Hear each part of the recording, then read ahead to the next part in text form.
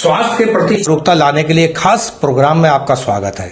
आज हमारे साथ हैं बरेली के बहुत ही सीनियर फिजिशियन डॉक्टर अनुपम शर्मा सर, जो करीब 30 साल से ज़्यादा बरेली में अपनी सेवाएं दे रहे हैं। धर्मदत्त बेस्ट सिटी अस्पताल धर्म कांटे के पास, और उससे पहले दिल्ली में भी अपनी सेवाएं देते रहे थे। आपका एक बड़ा अस्पताल चलता है।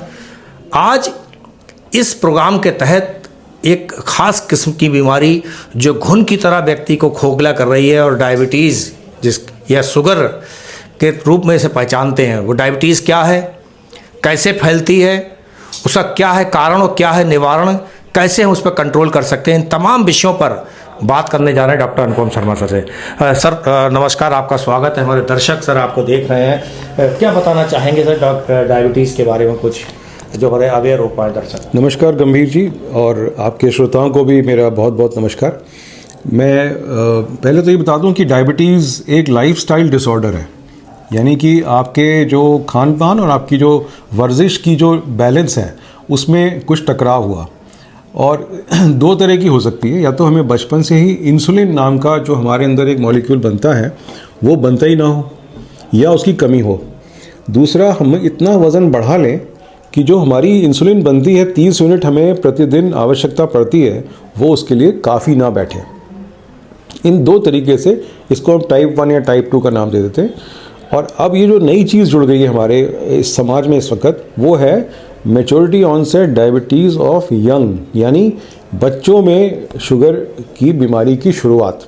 क्यों? क्योंकि वो बचपन से ही उनका वज़न इतना बढ़ गया है, वो इतना जो है ये जंक फूड खा रहे हैं, और उसको हज़म करने के लिए उनकी फ़िज़िकल एक्सरसाइज जो है वो बिल्कुल ना के बराबर है। कौन से गेम्स खेल रहे हैं? वीडियो गेम्स, फ़ोन पे गेम्स। तो उनका फील्ड में उतरना जो है वो बिल्कुल ना के बराबर हो गया है। इसलिए उनका वज़न जो है वो अपने मात्रा तो देख रहा हूँ 100 किलो के बच्चे, और 70 किलो तक हमारे अंदर जो इंसुलिन बनती है वो काफ़ी होती है, उसके ऊपर वो काम नहीं करेगी और चर्बी पर काम नहीं करेगी। यानी इंसुलिन को बनाया गया है तो मांसपेशी, ब्लड, नसों में सब जगह वो उसकी ज़रूरत होती है, लेकिन अगर चर्बी बढ़ जाएगी तो उसका काम करने का जो मैकेनिज़्म है वो फेल हो जाता है। उसको हम टाइप 2 कह देते हैं। इसके बाद अगर हम इसको कंट्रोल कर लें तो सबसे पहले है हमारा लाइफस्टाइल, यानी हमको 30 मिनट की तेज़ चलने की एक्सरसाइज, और हम अपना खाने में कार्बोहाइड्रेट यानी रोटी का जो गेहूं की रोटी, ब्रेड, मिठाइयाँ, चीनी को तो बिल्कुल बंद करना है, चीनी और गुड़ को, और रोटी की जगह हम उसमें बेसन मिला दें, प्योर गेहूं ना खा के। चावल खा सकते हैं, कैसे खा सकते हैं? उसका पानी उतार दीजिए, और 1 कटोरी चावल आपको ताकत देगा, क्योंकि उसमें जो उसका पानी आपने उतारा तो उसका माड़ निकल गया। अब वो चावल स्वस्थ चावल हो गया डायबिटिक के लिए। ये चीज़ें हो गई। अगर हम इसे कंट्रोल ना करें, हम इसमें लाइफस्टाइल चेंज करना आसान बात नहीं है, हमें उस लाइफस्टाइल की आदत पड़ चुकी है, और अगर हमने उसको नहीं रोका इस चीज़ को, तो क्या हो जाएगा? वो जो इंक्रीज शुगर है वो हमारे ब्लड में सर्कुलेट होगी, और सब जगह जहाँ जहाँ वो ब्लड तो हर जगह जाएगा, वो हर जगह सूजन पैदा करेगी। सूजन कहाँ कहाँ हमें नुकसान कर सकती है? जो हमारा ज़िंदगी की क्वालिटी को लो कर सकती है, ये समझने की चीज़ है। आँखों में जो हमारी जहाँ रोशनी पड़ती है, रेटिना कहते हैं उसको, वहाँ पर मोम जैसे थक्के जम जाएंगे, वो हटेंगे नहीं। दूसरा चीज़, हमारा जो खून को साफ़ करता है उसे कहते हैं गुर्दा। तो गुर्दे में जब ये इसकी मात्रा अधिक होगी और सूजन लाएगी, तो जो हमारे गुर्दे के जो सेल्स हैं, इसको हम नेफ्रॉन कहते हैं जी, वो ख़राब हो जाएंगे। हमारे यूरिन में प्रोटीन आने लगेगा, क्योंकि हमारा जो एक तरह की छलनी है जो खून को साफ़ कर रही है, छलनी में छेद हो गया है, ये समझ लीजिए। नसें, जो हमारे पूरे बॉडी की सेंसेशन, हम कहीं टच कर लें तो मालूम चलता है कि हमें कोई छू रहा है, तो वो एक बिजली का करंट होता है, ये नसों में चलता है ये। अब अगर हमने शुगर को नहीं कंट्रोल किया तो वो नसें हमारी कमज़ोर पड़ जाएंगी। यानी हमारा अगर पैर किसी गर्म चीज़ पे लग भी रहा है तो हमको मालूम चला ही नहीं, और क्या हुआ, हमारा अंगूठा जल गया। तो इसको हम कहते हैं न्यूरोपैथी, ये हो जाएगा। मांसपेशी, सबसे ज़्यादा ज़रूरी चीज़ हमारे चलने के लिए, वॉक करने के लिए, अपना काम करने के लिए है हमारी मांसपेशी, जो हमारे हड्डी के ढांचे के ऊपर एक पूरा टिश्यू होती है, वो उसकी ताकत हमारी कम हो जाएगी, वो सूखने लगेगी। पेट में क्या होगा, कभी कब्ज़ कभी दस्त, कारण कि हमारी जो आंतें हैं वो भी तो एक तरह से मूवमेंट है उनके अंदर। जैसे खेत, गेहूं का खेत हवा में लहलहाता है, हमारी आंतें 24 घंटे लहलहाती रहती हैं, जिससे कि हमारा जो हम खाना खाते हैं वो उसका पाचन प्रक्रिया है ये उस तरह की, वो उनकी रफ्तार कम हो जाती है।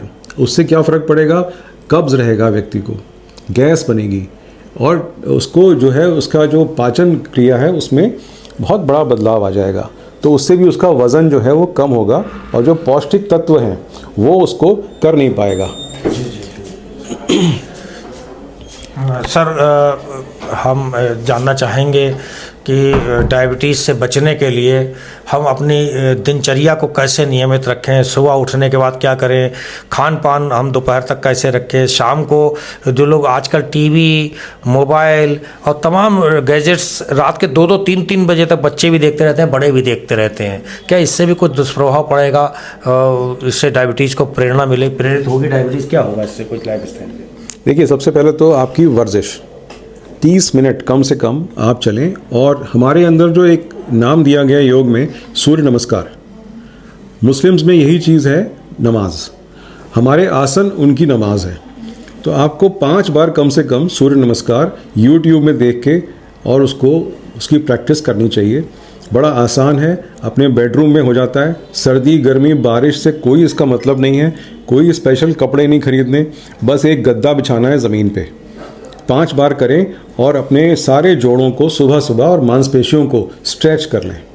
आपके अगर कमर के दर्द हैं वो गायब हो जाएंगे और दोबारा होगा भी नहीं। हाँ, प्रतिदिन करना है। कहीं भी हो आप बाहर गए हुए हैं, होटल में हैं, किसी के संग रह रहे हैं, वहाँ आपको मुश्किल से 15-20 मिनट लगेंगे और आप सूर्य नमस्कार का ये करें। देखिए, एक मुस्लिम को 5 दफ़े नमाज पढ़ने को क्यों कहा गया है? उसके शरीर के जोड़ और उसकी मांसपेशियों को एक्टिवेट करने के लिए। हर 3 घंटे में आप उठें और एक आसन लगा के फिर से बैठ जाइए, तो आपका बॉडी एक तरह से सारे आपकी मांसपेशी और उसके अंदर जो ब्लड वेसल्स हैं वो जो है सुबह सुबह ही आपके फिट हो गए बिल्कुल। तो वो बहुत ज़रूरी है। इसके अलावा आप और कुछ करना चाहें एक्सरसाइज के अलावा, तो वो आपकी उस पर है, कितनी आपकी कैपेसिटी है। लोग जिम जाते हैं, जिम करने में कोई बुराई नहीं है, मांसपेशियों की ताकत बढ़ेगी। डॉक्टर साहब, हमारे दर्शकों ने आपको सुना है डायबिटीज़ के बारे में, प्रिकॉशन भी आपने बताए हैं, लेकिन कोई दिखाना चाहे तो आप मिलेंगे कहाँ और कहाँ पर आपका अस्पताल है और आपके अस्पताल में क्या क्या और सुविधाएं हैं? अगर कोई अपनी पत्नी को दिखाना चाहे, गर्भस्थ महिला को दिखाना चाहे, तो क्या आपके यहाँ सुविधाएं क्या क्या रहेंगी डॉक्टर साहब? डॉक्टर अनुपम शर्मा जी, डॉक्टर मृदुला यहाँ पर हैं, लेडी डॉक्टर हैं, और मेरे यहाँ ऑर्थोपेडिक्स, इसमें बच्चों के रोग और अपने हमारा एक्सरे, अल्ट्रासाउंड, पैथोलॉजी सब चीज़ें उपलब्ध हैं, फिज़ियोथेरेपी उपलब्ध है। और डायबिटीज़ अगर केवल खान पान और कसरत, यानी बहुत हल्की डायबिटीज़ अगर है वो तो कंट्रोल हो जाएगी। अगर नहीं हो पा रही है तो आप ध्यान रखें कि हमको दवा लेनी है।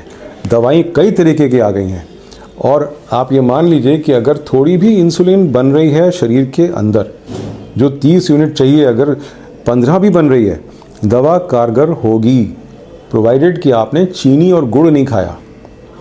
लेकिन अगर इंसुलिन बिल्कुल शून्य हो गई है तो ये दवा नहीं काम करेगी, ये दवा फेल हो जाएगी। उस हालत में अगर आपको शरीर को सुचारू चलाना है, देखिए शरीर एक मशीन है, तो आपको हर हाल में उसको इंसुलिन लेनी है। और सबसे बड़ा उदाहरण मैं दे दूं आपको, वर्ल्ड कप विनर जो टीम थी पाकिस्तान की, उसके कप्तान जो थे वसीम अकरम, उनको बचपन से शुगर है, डायबिटीज़ है। उनकी कोशिकाएं बचपन से ही नहीं बनी जो इंसुलिन बनाती हैं, वो बचपन से इंसुलिन ले रहे हैं। तेज़ गेंदबाज आज भी प्रैक्टिस करते हैं और कोचिंग करते हैं और विश्व कप जीत कर लाए अपने मुल्क के लिए। ये एक उदाहरण दे रहा हूँ मैं आपको। तो जैसे जो कंट्रोल करेगा इस चीज़ को समझ के, वो ठीक हो जाएगा। स्वामी विवेकानंद को कहते हैं डायबिटीज़ थी और 1901 में डायबिटीज़ का पता ही नहीं था कि ये होती कैसे है। इंसुलिन की इजाद हुआ ही नहीं था। बेंटिंग और बेस्ट ने 1922 में इंसुलिन का इजाद किया। तब से ये जो है ये एक तरह की क्रांति ले आया है और अब लोग जो इस रोग से ग्रसित भी हैं और उनके यहाँ इंसुलिन शून्य भी हो गई है, तब भी वो अपना नॉर्मल लाइफ लीड कर रहे हैं। डॉक्टर साहब, एक महत्वपूर्ण सवाल हमें लगता है छूट रहा है कि कैसे पहचाने कि हमें कब शुगर हो रही है, और क्या कोई मशीन आती है इसकी शुगर की जांच करने वाली, और कितनी रहनी चाहिए फास्टिंग, खाना खाने से पहले शुगर और खाना खाने के 2 घंटे बाद शुगर, वो थोड़ा बताना चाहेंगे डॉक्टर साहब, कैसे हम जांचें कि शुगर हो रही है? देखिए, सबसे पहले तो आप में एक ताकत की कमी, दूसरी चीज़ रात को बार बार पेशाब के लिए उठना और पानी पीना। कई बार मरीज़ कहता है कि मैं जग भर के पानी पी गया और रात में 4 दफ़े उठा, ये बहुत बड़ा लक्षण है डायबिटीज़ का। भूख खूब लगना और वज़न फिर भी कम होना, क्योंकि हमारे अंदर पेट्रोल पूरा है लेकिन हमारी बैटरी जो है उसमें चार्ज ज़ीरो है, तो वो गाड़ी हमारी स्टार्ट नहीं हो रही है, तो हम इंसुलिन लेकर वो हम बैटरी को चार्ज कर लेते हैं। तो ये सबसे बड़ा लक्षण है। और यदि कोई महिला गर्भवती है और उसको शुगर जो है वो मिल जाती है उस टाइम पर, तो कई बार ये प्रेगनेंसी के दौरान, इसे कहते हैं, हम लोग कहते हैं कि ये GDM, यानी कि ड्यूरिंग प्रेगनेंसी जो है इसको महिला को शुगर हुई, तो उसमें भी दवा या इंसुलिन की ज़रूरत पड़ेगी, वरना बच्चे पर इसके हानिकारक प्रभाव पड़ेंगे। तो ये बड़ा कॉमन है, हम उनको इंसुलिन भी दे सकते हैं, टैबलेट ले सकती हैं, और बच्चा उनका नॉर्मल होने के पूरे चांसेस हो जाएंगे। रहनी चाहिए डॉक्टर साहब शुगर खाना खाने से पहले अगर जांचे तो कितनी होनी चाहिए, खाना खाने के 2 घंटे बाद जांचे तो कितनी रहनी चाहिए? जी, हर हाल में हमारी शुगर खाने के बाद 140 के यदि ऊपर जा रही है तो हमको डॉक्टर का इसमें परीक्षण कराना चाहिए कि हमको कहीं, एक नई टर्म शुरू हो गई है प्री डायबिटीज़, यानी कि अभी डायबिटीज़ हुई नहीं है लेकिन हमारे जो इंसुलिन है उसकी मात्रा कम होनी आरंभ हो गई है। वो बहुत ज़रूरी है उसको पता करना, तो वो भी इस टेस्ट से पता लग जाएगा। जब वो अपना खाना खाएंगे 2 घंटे बाद की शुगर 140 के ऊपर निकल के 125 हो जाए, 150 हो जाए, अभी दवा नहीं चाहिए, लेकिन वो एक प्री डायबिटीज़ स्टेज में आ गए। देखिए, ये थे डॉक्टर अनुपम शर्मा सर, जो बरेली में धर्मदत्त वैद्य अस्पताल के नाम से इसे जानते थे कभी, अब सिटी अस्पताल के रूप में यह पहचाना जाता है। बहुत प्रख्यात अस्पताल है, बहुत प्रख्यात डॉक्टर साहब हैं, फिजिशियन है। आपने इनकी बात सुनी, मुझे लगता है बहुत कारगर साबित हो सकती है डायबिटीज़ या शुगर से बचने के लिए। बहुत बहुत धन्यवाद डॉक्टर साहब हमसे बात करने के लिए। धन्यवाद।